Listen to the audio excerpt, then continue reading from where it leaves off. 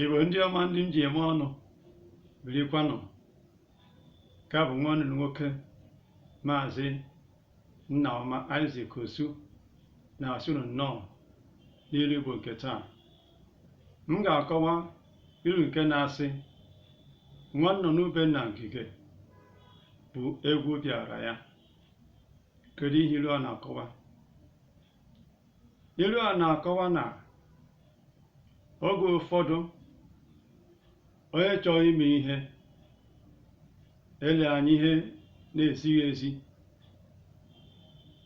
ọ chọọ ebe ọ ga-ekodo aka ka o wee sị na ọ bụ onye dị otu a bụ onye nke ọzọ mere ya ji wee mee ihe ya mere. Nwa nnụnụ egwu na-agụ, ịgba egwu na-agụ ya agụụ. O wee fego na ngige, ọ bụ na egwu bịara ya, ọ bụ ya gbawazie ya bụ egwu. Ọ bụrụ na ụfọdụ chọọ ime ihe na-ezighị ezi, o wee dị ka akwara ha nwa obere aka, fere tinye isi n'ọhịa.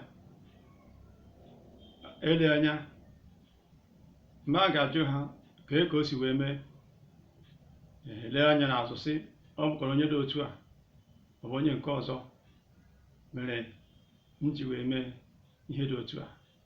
Ma nke bụ eziokwu bụ na ọ bụ ihe na-akụ ha agụụ na ihe a na-eche ka ha ga-esi wee bido mebe.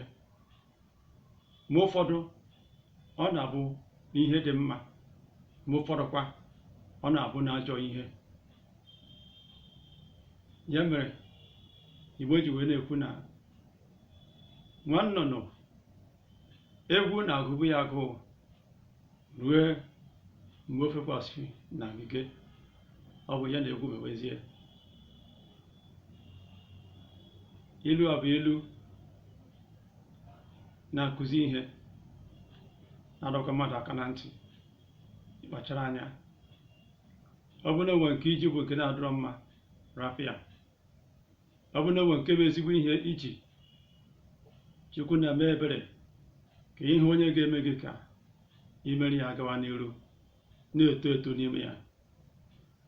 Ọ dị ka nwa nnụnụ egwu na-agụ wee fụ ngige bekwasị n'elu ya, ya na egwu emewezie. Ọ ka mma ka ọ bụrụ ihe dị mma ka ị hụrụ onye nyere gị aka gbaa gị ume wee merezie wee gawa. Ilu nke ọzọ bụ nke na-asị na nnu na mmanụ bụ nwanne. Nnu na mmanụ bụ nwanne. Ihe ọ na-akọwa bụ na ka nnu si wee nwee ọlụ nke ya, mmanụ nwekwa ọlụ nke ya. Ọlụ ha na-abụ na-alụpụta obi ụtọ wee nye onye na-esi nri. Nnu a ga-ele mmanụ anya sị na ịdịghị mkpa, ọ bụ na mụnwa dị mkpa karịa gị nwa. Mba, ka o si wee dị, ọlụ kere onwe ya eke. Nnu nwere ọlụ ya, mmanụ nwere ọlụ ya. Ọ bụrụ na etikọ ha na-abụ ọnụ, ọ bụrụ nri dị ụtọ.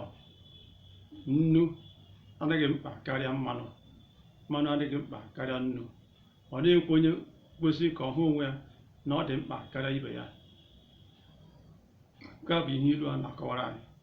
Onye ọbụla kwanyere onwe ya ugwu, kwanyere nwanne ya ugwu, n'ihi na ọlụ kere onwe ya eke.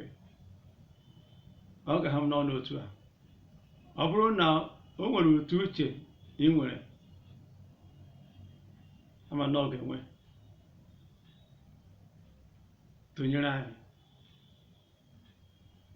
bịa nyere m aka n'ebe na-egosi na ihe omume a masịrị gị. Nyekwa aka kesara ya ndị ọzọ. Ọ ga-adị otu a n'oge ọzọ. Abụ m Nnaoma Isaac Osu. Daalụ.